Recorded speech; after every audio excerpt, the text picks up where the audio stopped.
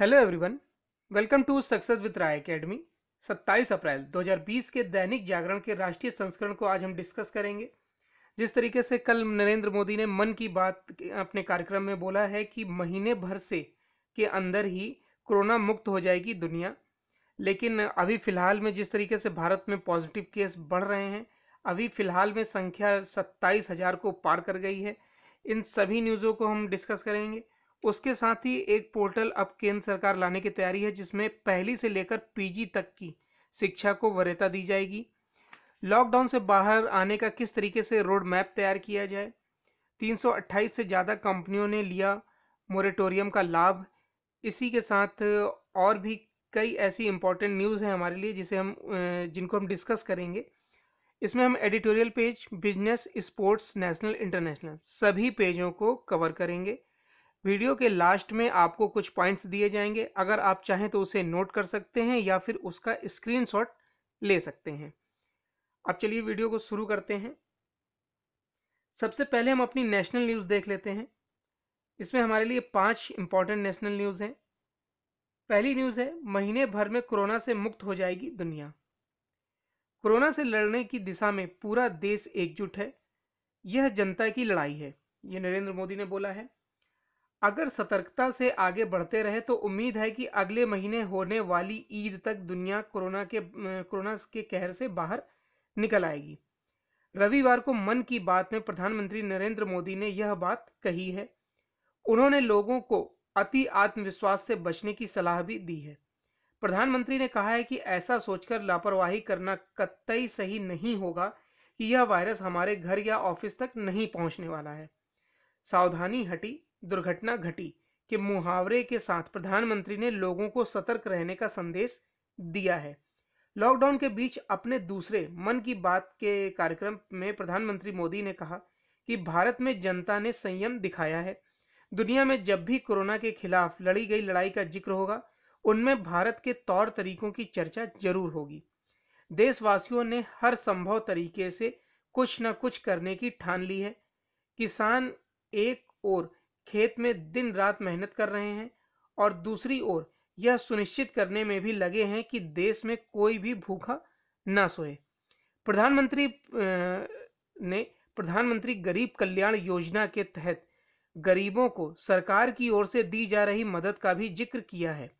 साथ ही इस कार्यक्रम को सफल बनाने में लगे सरकार के विभिन्न विभागों और बैंक कर्मियों की भी सराहना की है। अब इसमें जो महत्वपूर्ण बातें इन्होंने अपने कार्यक्रम में कही हैं उसे पॉइंट्स के तौर पर देख लेते हैं। हम युद्ध के मध्य में हैं, सतर्कता व सावधानी जरूरी है। हर व्यक्ति योद्धा है और युद्ध का नेतृत्व कर रहा है। आग, कर्ज और बीमारी को हल्के में नहीं लेना चाहिए। मास्क लगाना अब सभ्य समाज का हिस्सा हो जाएगा। अब लोगों की यहां वहां थूकने की आदत भी छूट जाएगी। गरीबों की सहायता करना ही हमारी सर्वोच्च प्राथमिकता है। महायज्ञ बन चुकी इस लड़ाई में सब कर रहे हैं योगदान। थाली ताली बजाकर और दिया जलाकर एकजुटता दिखाई गई है। प्रधानमंत्री मोदी ने फिर से एक बार आह्वान किया कि सामाजिक नहीं, शारीरिक दूरी को बढ़ाना इसमें सबसे जरूरी है। नेक्स्ट न्यूज है, लॉकडाउन से बाहर आने का बनेगा रोड मैप। जैसे जैसे 3 मई की तारीख नजदीक आ रही है, सरकार ने लॉकडाउन से बाहर आने का रोड मैप बनाने की दिशा में प्रयास बढ़ा दिया है। 3 मई के बाद देशव्यापी लॉकडाउन संभवतः राज्यवार हो जाएगा, यानी राज्यों को हालात के अनुरूप आधिकारिक रूप से लॉकडाउन को खोलने या बढ़ाने की जिम्मेदारी मिलने की उम्मीद है। केंद्र सरकार की ओर से हवाई सेवा, रेल सेवा में कुछ शर्तों के साथ जरूरी लॉकडाउन बढ़ाया जा सकता है। लॉकडाउन की अवधि बढ़ाकर पाबंदियों में धीरे धीरे ढील दी जाने के भी संकेत मिले हैं।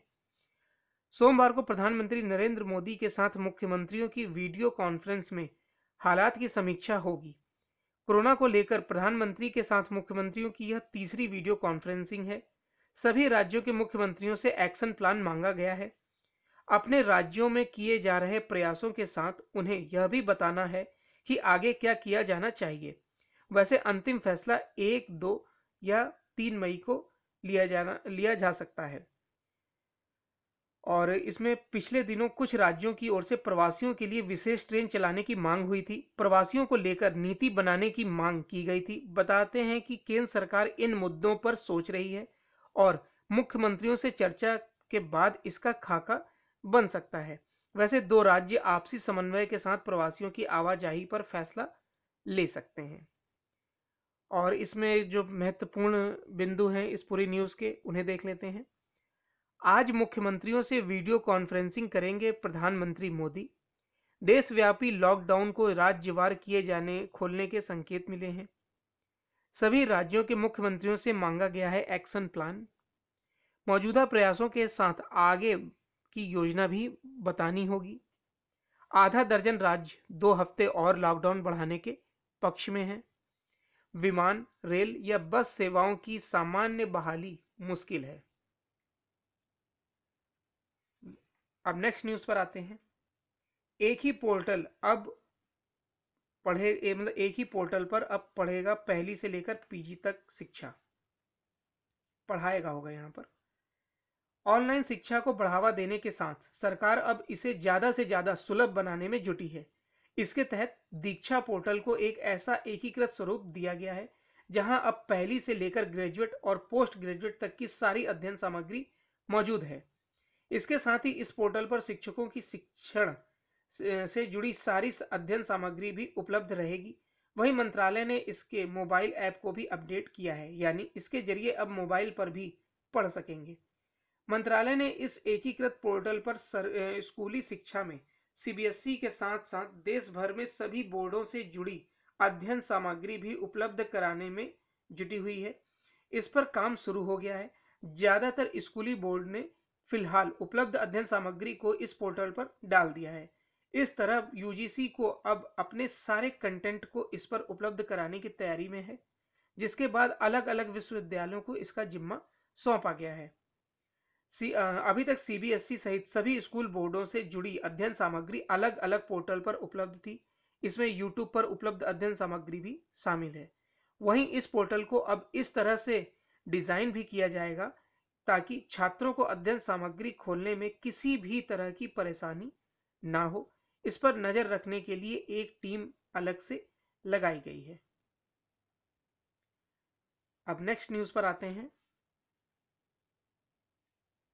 नेक्स्ट न्यूज है फंसे देशवासियों को स्वदेश लाने की तैयारी। केंद्र सरकार ने देश में कोरोना वायरस से लड़ने की अच्छी खासी क्षमता विकसित कर ली है, तो विदेश में फंसे भारतीयों को भी स्वदेश लाने की तैयारी शुरू हो गई है। विदेश मंत्रालय दुनिया के कई देशों में अपने नागरिकों को हवाई मार्ग से भारत लाने के लिए एक बड़े ऑपरेशन की तैयारी में है। खाड़ी के देशों में स्थित भारतीय मिशन समेत दक्षिण पूर्वी क्षेत्र व यूरोपीय संघ के कई देशों के मिशन इस काम में जुटे हुए हैं।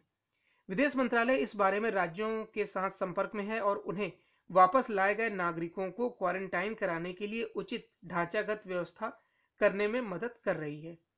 इसी के मुताबिक राज्यों को चीन, सिंगापुर, कोरिया से लाए जाने वाले टेस्टिंग किट्स, डॉक्टरों व चिकित्सा कर्मियों के पहने जाने वाले पीपीई की उपलब्धता की व्यवस्था की जा रही है। नेक्स्ट न्यूज है वायु प्रदूषण के कारण पर कोरोना का पता चला। यहां पर कोरोना होगा एक साथ। वैज्ञानिकों ने वायु प्रदूषण के कणों पर कोरोना वायरस का पता लगाया है। वैज्ञानिक यह जानने की कोशिश कर रहे हैं कि क्या यह वायु प्रदूषण के जरिए अधिक दूरी तक जाने में सक्षम हो सकता है और संक्रमित लोगों की संख्या को बढ़ा सकता है। शोध अभी प्रारंभिक चरण में है। यह भी अभी तक ज्ञात नहीं है कि क्या वायरस प्रदूषण के कणों पर इतनी मात्रा में रह सकता है कि बीमारी का कारण बन सके। इटली के वैज्ञानिकों ने बरगोमो प्रांत के एक शहरी और एक प्रौद्योगिकी स्थल पर बाहरी वायु प्रदूषण के नमूने एकत्र करने के लिए मानक तकनीकों का इस्तेमाल किया है। कई नमूनों में कोविड-19 के विशिष्ट जीन की पहचान की है। एक स्वतंत्र प्रयोगशाला में परीक्षण द्वारा इस पहचान की पुष्टि की गई है।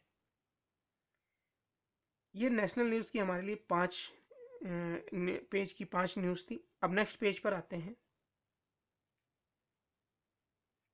नेक्स्ट पेज है इंटरनेशनल पेज। इसमें 3 न्यूज़ है हमारे लिए।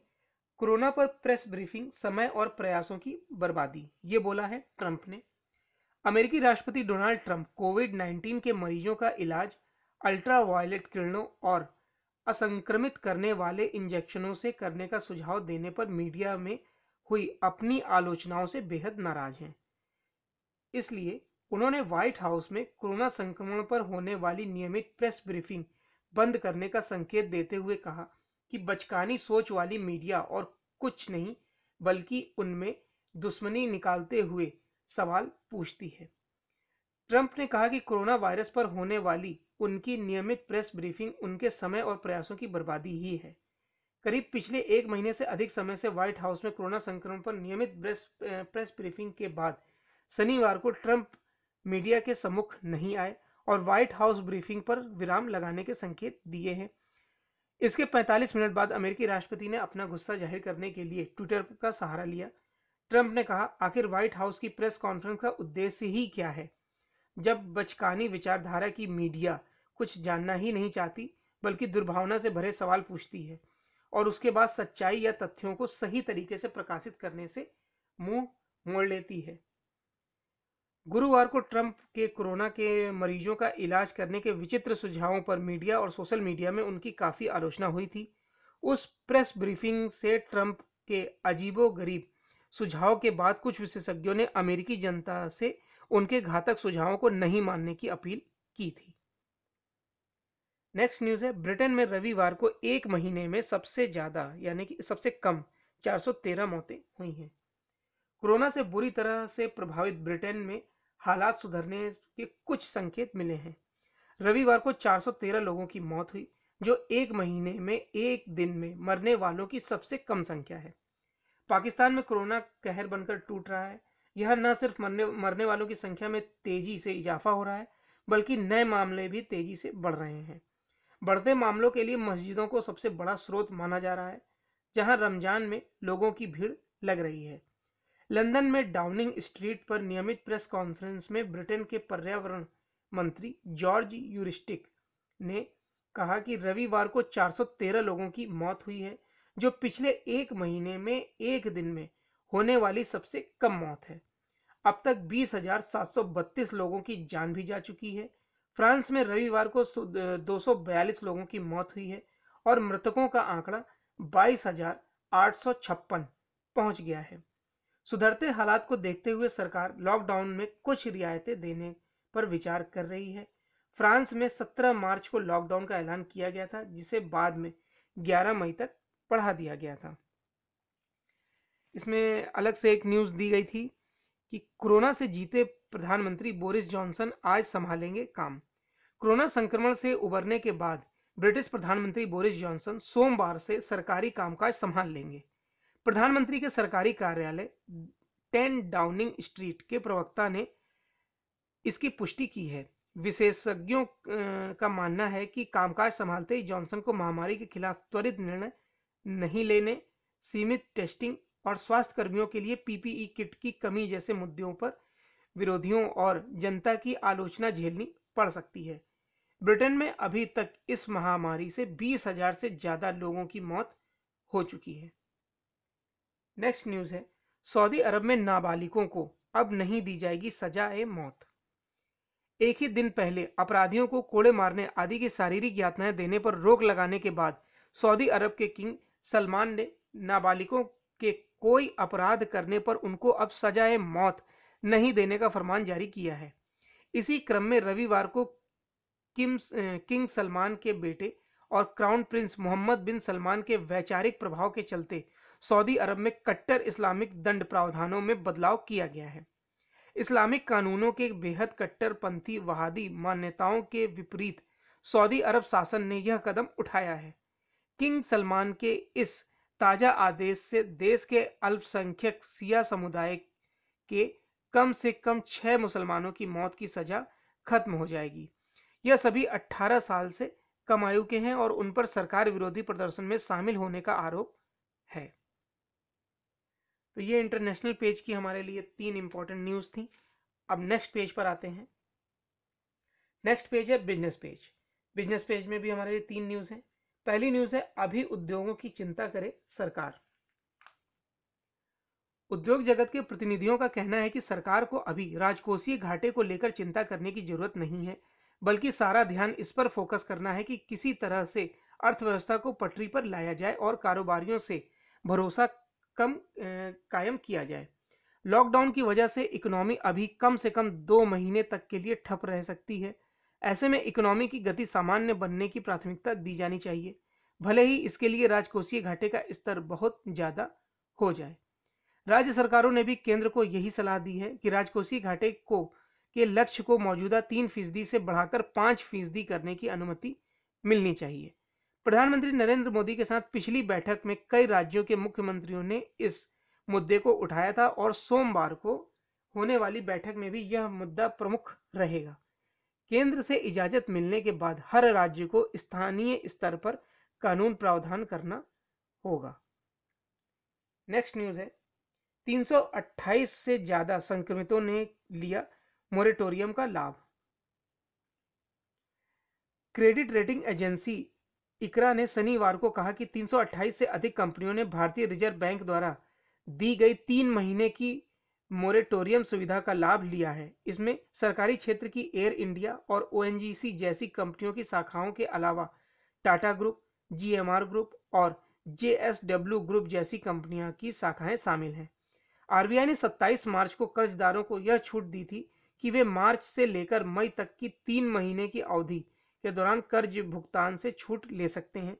हालांकि इस दौरान कर्ज पर ब्याज चलता रहेगा और इन सब का भुगतान बाद में करना होगा। हालांकि बैंकों ने गैर बैंकिंग फाइनेंशियल कंपनियों को मोरेटोरियम अवधि का लाभ देने पर कोई फैसला नहीं किया है, लेकिन इकरा के मुताबिक सेंट्रम फाइनेंशियल सर्विसेज और इसमें इंडोस्टार कैपिटल फाइनेंस, मधुरा माइक्रो फाइनेंस व स्पंदन स्फूर्ति फाइनेंशियल जैसी कंपनियों ने भी इसका लाभ उठाने का फैसला किया है। नेक्स्ट न्यूज है, कोविड यहां पर शेष होगा कि सलाह देने पर बवाल, अधिकारियों के खिलाफ जांच के आदेश। कोविड-19 से लड़ने के लिए वित्तीय संसाधन जुटाने के लिए आईआरएस के 50 टैक्स अधिकारियों के कुछ सुझावों से सीबीडीटी ने पल्ला झाड़ लिया है। केंद्रीय प्रत्यक्ष कर बोर्ड ने साफ कहा है कि रिपोर्ट में सुझाव कई उपायों से उसका कोई लेना देना नहीं है और उसकी आधिकारिक राय भी नहीं है।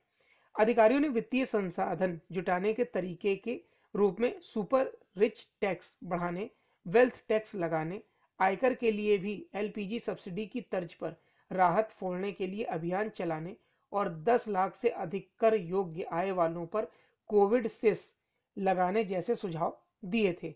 विभाग ने इजाजत के बिना रिपोर्ट सार्वजनिक करने के लिए अधिकारियों के खिलाफ जांच के आदेश दिए हैं।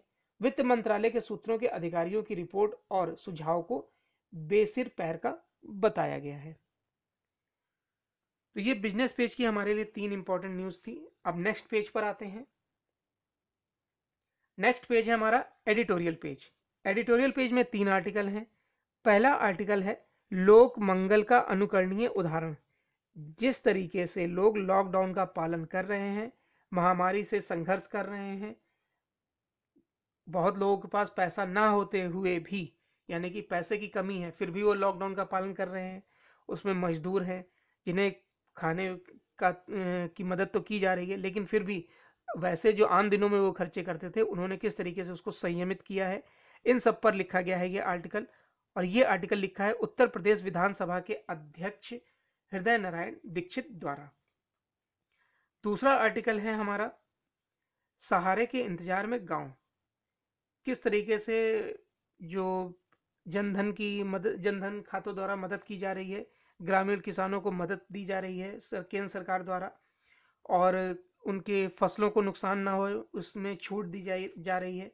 इन सभी पर लिखा गया है ये आर्टिकल। और ये आर्टिकल लिखा है लखनऊ विश्वविद्यालय के प्रोफेसर सुधीर पवार ने। तीसरा आर्टिकल है लॉकडाउन से मुक्ति की राह। 3 मई आने वाला है जब लॉकडाउन की अवधि समाप्त हो रही है। उसके बाद किस तरीके से लॉकडाउन खुलेगा, कितने चरणों में खोला जाएगा, इन सभी पर लिखा गया है ये तीसरा आर्टिकल। तो हम अपने पहले आर्टिकल को देख लेते हैं, लोक मंगल का अनुकरणीय उदाहरण। कोरोना विश्व व्यथा है, इसकी औषधि का पता नहीं है। मानव जीवन संकट में है। दुनिया की सभ्यताएं भी अग्नि परीक्षा से झुलस रही हैं। आस्था और पंथिक विश्वास भी डगमगा रहा है। प्रश्न बड़े हैं कि क्या मानव जीवन की रक्षा राष्ट्र राज्य का सर्वोपरि दायित्व है, या अर्थव्यवस्था को बचाना ही बहुत जरूरी है। प्रधानमंत्री नरेंद्र मोदी ने मनुष्य जीवन की रक्षा को सर्वोपरि महत्व दिया है। मानव जीवन अमूल्य है, इसलिए भारत ने लॉकडाउन का रास्ता अपनाया है। कई देशों ने अर्थव्यवस्था को होने वाली क्षति के डर से संपूर्ण लॉकडाउन से भिन्न मार्ग अपनाया है। इस पर बहस जारी है, लेकिन यह भी देखा जाना चाहिए कि कोरोना से संघर्ष में भारत के जन सामान्य में त्याग और सर्वोच्च मानववाद के अनुकरणीय आदेश पेश किए जा रहे हैं। लोक मंगल भारतीय संस्कृति का मूल्य लक्ष्य है। महामारी से जूझते हुए केंद्र और राज्य अपना कर्तव्य निभा रहे हैं। लॉकडाउन का पालन देखिए सिर्फ सरकार की जिम्मेदारी नहीं है। सरकार ने लॉकडाउन का पालन सिर्फ हमारे और आपके लिए किया है।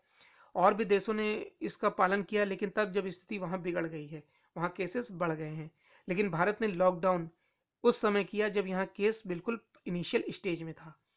और अर्थव्यवस्था की अभी चिंता करने की जरूरत नहीं है। जिस तरीके से प्रधानमंत्री मोदी ने स्वयं कहा है कि जान है, जहान भी है, जान भी है और जहान भी है, यानी कि हमें अपनी वित्तीय स्थिति को भी सुधारना है।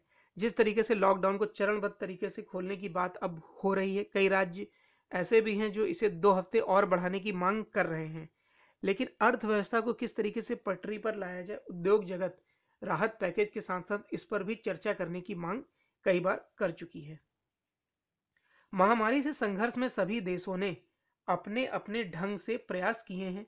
सभी प्रयास सम्माननीय हैं, लेकिन भारत के प्रयासों की प्रशंसा विश्व स्वास्थ्य संगठन सहित अनेक संस्थाओं ने की है। भारत ने दुनिया के तमाम देशों की चिंता की है। अमेरिका सहित कई देशों में दवाएं भी भेजी भी जा रही हैं। भारत के प्रयास परिणामी भी हैं। बेशक चिकित्सकों और उनके सहयोगियों पर हुए कुछ हमलों की घटनाएं संस्कृति पर काला धब्बा है, लेकिन फिर भी जो हमारे स्वास्थ्यकर्मी हैं, पुलिसकर्मी हैं, आप देखिए अभी जो आप अगर रेगुलर न्यूज़ हम मेरा वीडियो देख रहे होंगे या फिर न्यूज़ चैनल देख रहे होंगे, तो उसमें अब पुलिसकर्मी भी पॉजिटिव निकल रहे हैं। पुलिसकर्मी भी तो घर पर रह सकते थे, छुट्टी लेकर रह सकते थे, या फिर सरकार उन्हें रख सकती थी, लेकिन सरकार ने पुलिस को आपकी सुरक्षा के लिए इसलिए लगाया है ताकि आपको कड़ाई से लॉकडाउन का पालन कराया जाए। कुछ ऐसे तत्व हैं जो अभी भी लॉकडाउन का पालन नहीं कर रहे हैं, वो सिर्फ घूमने की प्रवृत्ति से निकल रहे हैं। ये भी ठीक नहीं है। पुलिस आपकी सुरक्षा के लिए लगी हुई है। वो भी देखिए संक्रमित हो रहे हैं। जो स्वास्थ्यकर्मी हैं वो उन इलाकों में जाते हैं जहां कोरोना पॉजिटिव मामले पाए जाते हैं, तो वो सोचिए कितने खतरे में हैं। हम और आप जब भी बाहर से आते हैं तो कई बार हाथ धोते हैं, लेकिन वो तो सीधे सीधे उनके संपर्क में आ रहे हैं। तो वो सिर्फ हमारी सुरक्षा और आपकी सुरक्षा के लिए इस समय योद्धा के तौर पर लड़ रहे हैं। हमें उनका सम्मान करना चाहिए और उनका सहयोग भी करना चाहिए। महामारी के दौरान जीवन के जो मूल्य हैं वो बदल रहे हैं। व्यक्तिगत रूप में अपनी चिंता स्वाभाविक है, देश की भी अपनी चिंताएं हैं, लेकिन भारत के लोगों को अपने मोहल्ले, गांव, नगर के साथ राष्ट्र और स्वास्थ्य विश्व की भी चिंता करनी होगी। वैश्विक आपदा से जूझते हुए हमारे प्रधानमंत्री, मुख्यमंत्री, अन्य सभी प्राधिकारी, छात्र, व्यवसायी, कृषक, श्रमिक आदि आश्चर्यजनक ढंग से अपना दायित्व निभा रहे हैं। हम अब आशावादी बन रहे हैं। आशा श्रेष्ठ आस्तिक भाव है। अनुशासन और दायित्व निर्वहन हमारा राष्ट्रीय कर्तव्य है। भारत इस आपदा को पराजित करेगा। नेक्स्ट आर्टिकल पर आते हैं। सहारे के इंतजार में गांव। कोरोना संक्रमण से ग्रामीण भारत का अभी तक मुक्त रहना महत्वपूर्ण उपलब्धि है। इसका श्रेय ग्रामीण सामूहिक संस्कृति, सरकारी नीतियों एवं प्रशासनिक अधिकारियों के समन्वित प्रयासों को जाता है। ग्रामीण भारत की अगली चुनौतियां न केवल संक्रमण को नियंत्रित करना है, वरन ग्रामीण अर्थव्यवस्था को लॉकडाउन के दुष्प्रभावों से बचाना भी है। भारत की लगभग 66% आबादी ग्रामीण क्षेत्रों में रहती है, जिसमें करीब 25% गरीबी रेखा के नीचे हैं। लॉकडाउन के बाद शहरों से मजदूरों के वापस आने से न केवल ग्रामीण अर्थव्यवस्था पर दबाव बढ़ा है, बल्कि शहरीकरण वाले विकास मॉडल का खोखलापन भी उजागर हुआ है। देश के प्रवासी, अर्धकुशल एवं अकुशल कामगारों की संख्या लगभग 13.9 करोड़ है। इनमें लगभग 5 करोड़ श्रमिक अपनी कमाई का एक बड़ा हिस्सा गांवों में रहने वाले करीब 9.95 करोड़ परिवारों को भेज रहे थे। इसमें गांव लौटने से जहां शहर से गांव आ रही धनराशि बंद हो जाएगी, वहीं ग्रामीण अर्थव्यवस्था पर निर्भर होने वालों की संख्या बढ़ जाएगी। ये गांव जो अभी हैं, वो अभी कोई ऐसा गांव नहीं मिला है जो कोरोना से संक्रमित पाया गया हो। अगर आपने न्यूज़पेपर पढ़ा हो, न्यूज़ देखी हो, उसमें सबसे जो हमारे गांव की जो संस्कृति है, उसका सबसे ज़्यादा योगदान है कोरोना मुक्त होने में। उसके बाद सरकारी नीतियां और प्रशासन। और इसमें जो जिस तरीके से अब कोरोना मुक्त तो है वो गांव, लेकिन अब जब पलायन हुआ है, लोग जो अपने धन अर्जन के लिए बाहर आए थे, शहरों में आए थे, अब वो वापस कुछ जो गांव चले गए हैं, या फिर अब जो गांव लॉकडाउन हटने के बाद जाएंगे, क्योंकि निश्चित है कि लॉकडाउन हटते ही उद्योग धंधे पूरी तरीके से फिर उसी तरह नहीं चलेंगे और वो पलायन करेंगे।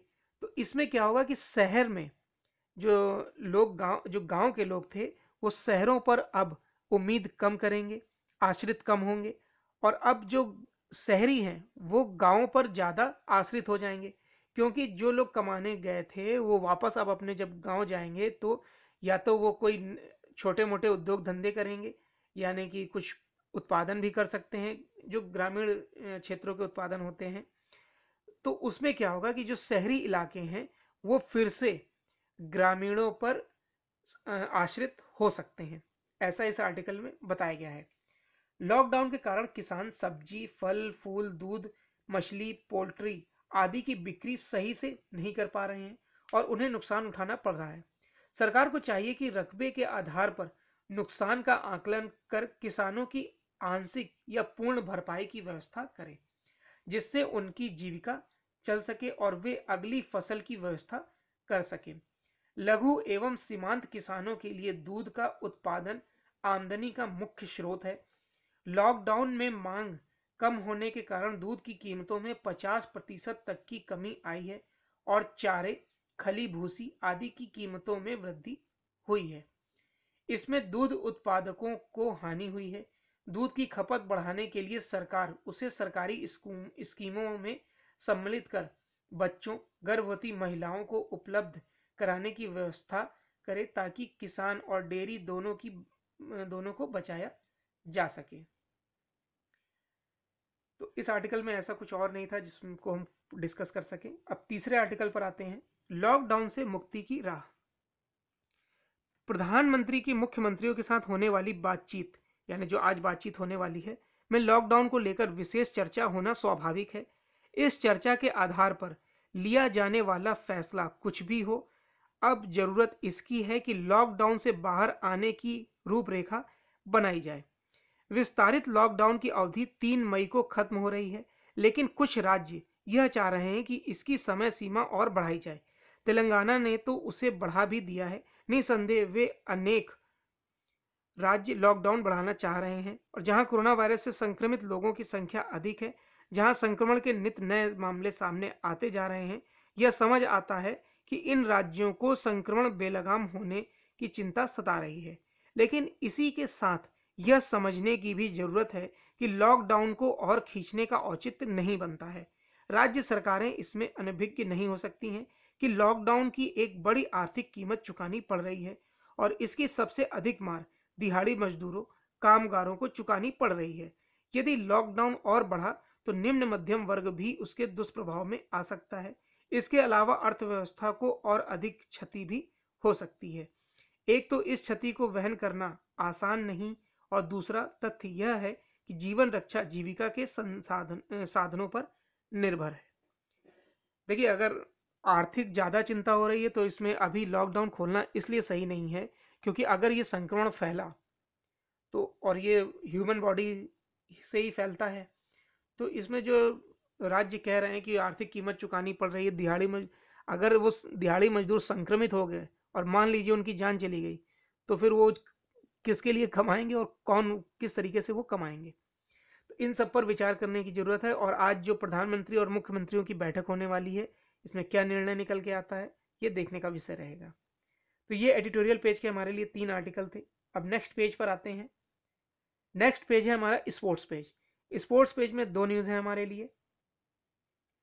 पहली न्यूज़ है कोरोना का राष्ट्रीय खेल पुरस्कारों पर पड़ा असर। कोविड-19 से निपटने के लिए देशव्यापी लॉकडाउन ने इस साल के राष्ट्रीय खेल पुरस्कारों को चुनने की प्रक्रिया में भी देरी कर दी है और खेल मंत्रालय के अधिकारियों ने कहा है कि अगले महीने आवेदन आमंत्रित किए जाएंगे। आमतौर पर अप्रैल में पुरस्कारों के लिए नामांकन मंगाया जाता है, जबकि इन्हें प्रदान करने का समारोह 29 अगस्त को राष्ट्रीय खेल दिवस के मौके पर होता है। लेकिन इस साल महामारी के चलते यह प्रक्रिया अभी तक शुरू नहीं हुई है। खेल मंत्रालय के अधिकारियों ने कहा है कि मंत्रालय ने अभी तक राष्ट्रीय खेल पुरस्कार आवेदनों के लिए नोटिस जारी नहीं किया है। नेक्स्ट न्यूज़ है रवि मित्तल बने खेल सचिव। रवि मित्तल को राधेश्याम जुलानिया की जगह रविवार को खेल और युवा मामलों के मंत्रालय का नया सचिव नियुक्त किया गया है। मित्तल बिहार कैडर के 1986 बैच के आईएएस यानी भारतीय प्रशासनिक सेवा अधिकारी हैं। वह इस नियुक्ति से पहले सूचना और प्रसारण मंत्रालय के सचिव थे। तो ये स्पोर्ट्स पेज की 2 न्यूज़ थी हमारे लिए। अब आज के पॉइंट्स देख लेते हैं। पहला पॉइंट है सऊदी अरब में नाबालिगों को अब नहीं दी जाएगी सजाए मौत। दूसरा पॉइंट है ब्रिटेन में रविवार को एक महीने में सबसे कम 413 मौतें। थर्ड पॉइंट है रवि मित्तल को राधे श्याम जुलानिया की जगह खेल और युवा मामलों के मंत्रालय का नया सचिव नियुक्त किया गया है। चौथा पॉइंट है महीने भर में कोरोना से मुक्त हो जाएगी दुनिया, ये बोला है प्रधानमंत्री नरेंद्र मोदी ने अपने मन की बात कार्यक्रम में।